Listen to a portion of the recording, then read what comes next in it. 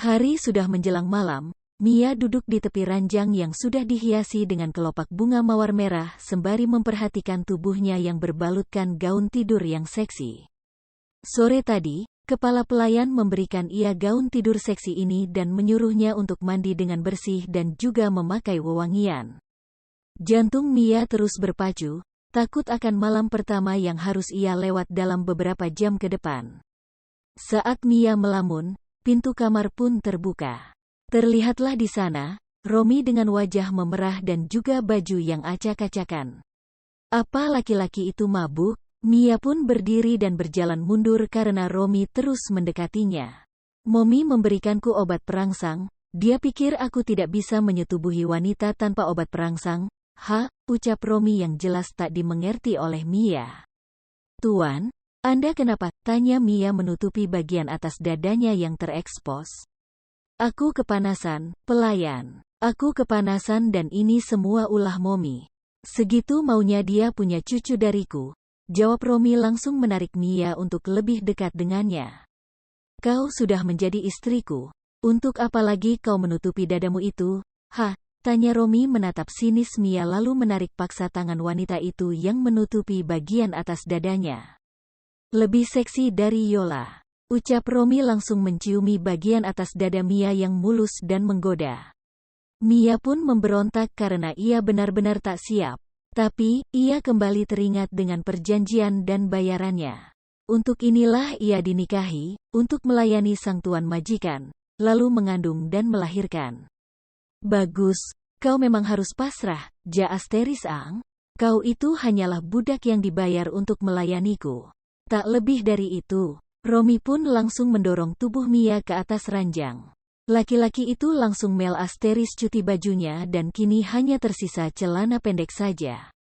Malam ini, sekuat apapun kau berteriak kesakitan, aku tak akan melepaskanmu, Dek. Malam pun berlanjut dengan semestinya di kamar mewah itu. Suara menjijikan dan juga suara tangis berpadu menghiasi suasana remang di dalam kamar. Keesokan harinya, membuka matanya dan langsung merasa sakit dari area selangkangannya. Ia pun memilih untuk tak bergerak sebentar, rasanya sangat sakit membuat air mata Mia kembali mengalir. Wanita itu menoleh ke arah samping melihat sang majikan yang sudah menjadi suaminya itu terlelap dengan tenangnya. Masih teringat semalam, Romi meracau hebat memanggil nama istri pertamanya, Yola dan mengatakan kalau dia mencintai Yola. Bisa-bisanya, laki-laki itu menyebut nama wanita lain saat mereka tengah berhubungan intim. Itu sangat menyakitkan bagi Mia. Tapi, Mia langsung menepis rasa sakit itu karena ia sadar akan statusnya.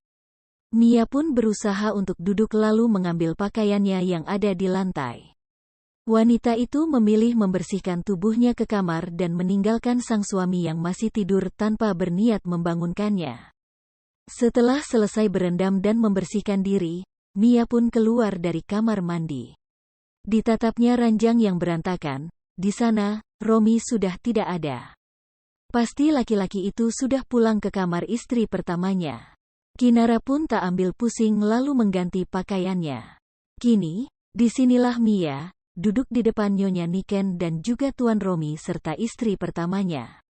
Ini uang muka dariku, ucap Nyonya Niken mengkode asistennya untuk memberikan uang senilai 500 juta, sesuai dengan perjanjian awal.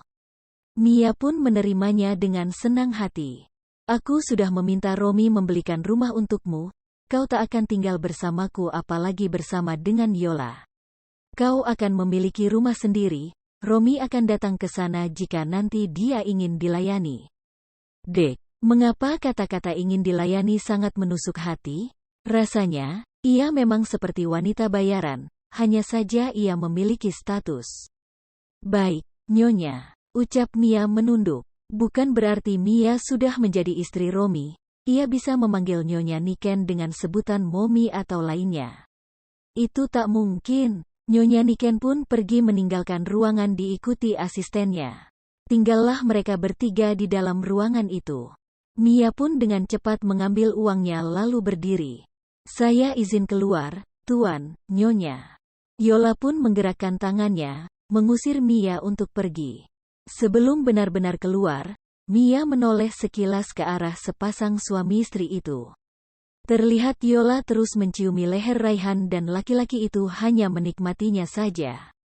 Sepeninggalan Mia. Bagaimana semalam? Tanya Yola menghentikan kegiatannya, menatap sang suami yang terlihat semakin tampan. Biasa saja, tetap lebih enak jika denganmu. Romi langsung mencium bibir Yola dan dibalas oleh wanita itu. Mau lanjut di kamar atau di sini? Bisik Romi. Yola pun tersenyum menggoda. Di kamar aja, kalau di sini bisa-bisa kita kena hukum sama Momi. Romi pun mengangguk dan menggendong Yola ala bridal style lalu membawa Yola keluar dari ruangan Nyonya Niken. Di luar sana, pemandangan romantis itu pun disaksikan oleh Mia karena wanita itu belum jauh dari ruangan Nyonya Niken. Yola pun tersenyum mengejek menatap Mia yang berdiri mematung menatapnya. Tunggu sayang, ucap Yola meminta untuk diturunkan. Ada yang ingin ku sampaikan pada maduku itu, lanjut Yola memberikan kecupan manis di bibir Romi. Laki-laki itu pun mengangguk lalu menurunkan Yola. Dengan cepat, Yola berjalan ke arah Mia lalu berbisik ke telinga wanita itu. Meski Romi sudah tidur denganmu, tetap akulah pemenangnya. Setelah mengatakan itu, Yola pun kembali berjalan ke arah suaminya lalu minta digendong lagi dengan manja.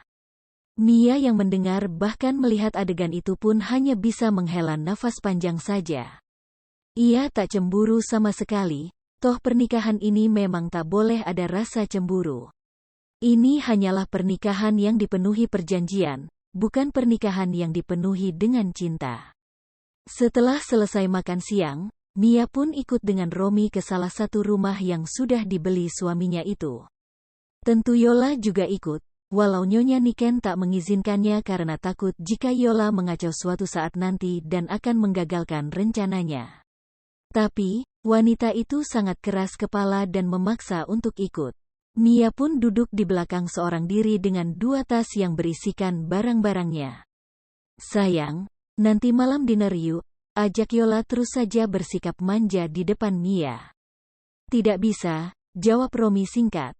Mia pun berdecak kesal. Pasti ini ulah Nyonya Niken yang ingin Romi setiap malam menyentuh Mia agar cepat hamil. Berarti setiap malam kau akan pergi dariku, lalu aku bagaimana? Rengek Yola. Mendengar itu Romi tampak menghela nafas lalu tersenyum dan mengelus kepala istrinya. Selain malam, aku akan selalu ada untukmu.